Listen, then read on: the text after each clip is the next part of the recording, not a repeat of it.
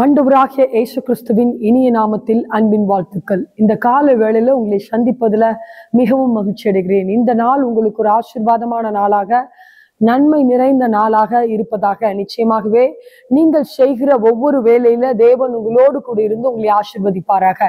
இன்று நாம் தியானிக்க இருக்கிற வசனம் எரேமியா 32வது அதிகாரம் 17வது வசனத்தை வாசிக்கும் போது இங்கு வசனம் இப்படி சொல்லுகிறது: கர்த்தராகிய ஆண்டவரே, இதோ தேவரீர் உம்முடைய மகாபலத்திலும் நீட்டப்பட்ட உம்முடைய புயத்திலும் வானத்தையும் பூமியும் உண்டாக்கினீர். உம்மாலே செய்யக்கூடாத அதிசயமான காரியம் ஒன்றுமில்லை என்று வேதம் சொல்லுகிறதாய் பார்க்கப்படுகிறது. இந்த நாளில் ஆண்டவர் உங்களோடும் என்னோடும் கூட பேசுகிறார். அவராலே செய்யக்கூடாத அதிசயமான காரியம் ஒன்றுமில்லை. அவருடைய கரத்தினால வானங்களையும் பூமியும் உண்டாக்கினவர், அவருடைய சாயலாய் நம்மை உண்டாக்கினவர்.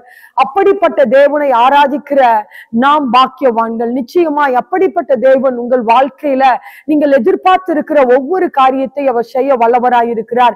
வேதம் இப்படியாய் சொல்லுகிறது: அவரால செய்ய முடியாத அதிசயமான காரியம் ஒன்றுமில்லை. உங்க வாழ்க்கையில தேவன் செய்ய முடியாத காரியம் ஒன்றுமில்லை. ஒருவேளை ஏதோ ஒரு காரியத்தை நினைத்து நீங்கள் சோர்ந்து போய் கவலையோடு உட்கார்ந்து இருக்கிறீர்களோ, மருத்துவர் இப்படி சொல்லிவிட்டார்களே, இது நடக்க வாய்ப்பில்லையே என்று இந்த நாளில் இந்த காலை வேளையில கவலையோடு கூட இந்த வசனத்தை நீங்கள் கேட்டுக்கொண்டு இருக்கிறீர்களோ, அவரால உங்க வாழ்க்கையில செய்ய முடியாத காரியம் ஒன்றுமில்லை.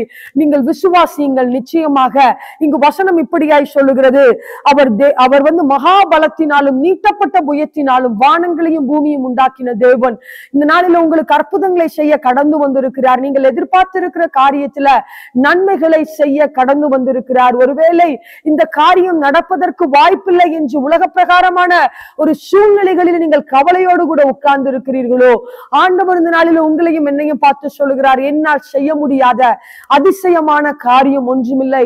வானத்தையும் பூமியும் உண்டாக்கினேன், உங்களை நான் படைத்திருக்கிறேன், உங்களை நான் அறிந்திருக்கிறேன் என்று ஆண்டவர் சொல்லுகிறார். நீங்கள் கவலைப்பட தேவையில்லை, சோர்ந்து போக தேவையில்லை. விசுவாசியுங்கள். நிச்சயமாய் தேவன் அப்படிப்பட்ட காரியங்களை உங்கள் வாழ்க்கையில செய்வது நிச்சயம். நிச்சயமாய் கூட தேவன் அப்படிப்பட்ட ஒரு ஆசீர்வாதத்தை இந்த நாளில கட்டளையிடுவாராக. ஒரு விஷயாய் கண்களை மூடி செபிக்கலாமா? ஆண்டவரே, இந்த நாளில நாங்கள் பார்த்த வேத வசனத்தின்படியாக வானத்தையும் பூமியும் அண்ட சராசரங்களையும் படைத்த தேவனை ஆராதிக்கிறோம் அப்பா. வல்லமையுள்ள தேவனை, ஜீவனுள்ள தேவனை நாங்கள் ஆராதித்துக் கொண்டிருக்கிறோம். ஆண்டவரே, எங்களோடு கூட இணைந்து செபித்துக் கொண்டிருக்கிற ஒவ்வொரு பிள்ளைகளை பாருங்க ஆண்டவரே. இந்த சூழ்நிலை இப்படி இருக்கிறதே என்று கவலையோடு கூட இருக்கலாம் அப்பா. இப்படி ஒரு ஆசீர்வாதம் நடக்கவில்லையே என்று என்ன காரியத்திற்காக சோர்ந்து போய் இந்த நாளில் எதிர்பார்த்து காத்திருக்கிறார்களோ, ஆண்டவரே, நீங்க அவங்கள பார்த்து தேய்ச்சுங்க நாங்க செபிக்கிறோம்.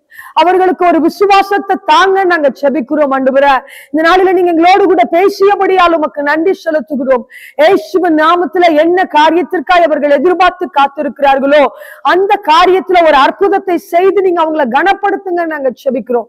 வியாதியில, பாடுகளில, போராட்டங்களில இருக்கிற ஒவ்வொரு பிள்ளைகளை நீங்க தேர்தல் படுத்துவீராக, சுகப்படுத்துவீராக. அவர்களை பார்த்து, மகனே திடன் கொள், நான் இருக்கிறேன், என்னால் செய்ய முடியாத ஒரு அதிசயமான காரியம் ஒன்றுமில்லை என்று நீங்கள் சொல்லுகிறபடியால் உம்மை துதிக்கிறோம், உமக்கு நன்றி செலுத்துகிறோம். ஆண்டவரே, அப்படியே அவர்களை ஆசீர்வதிங்க, கனப்படுத்துங்க. இயேசுவின் நாமத்துல நாங்கள் ஜெபிக்கிறோம் நல்ல பிதாவே, ஆமென். நிச்சயமாகவே தேவன் உங்களை ஆசீர்வதிப்பார்.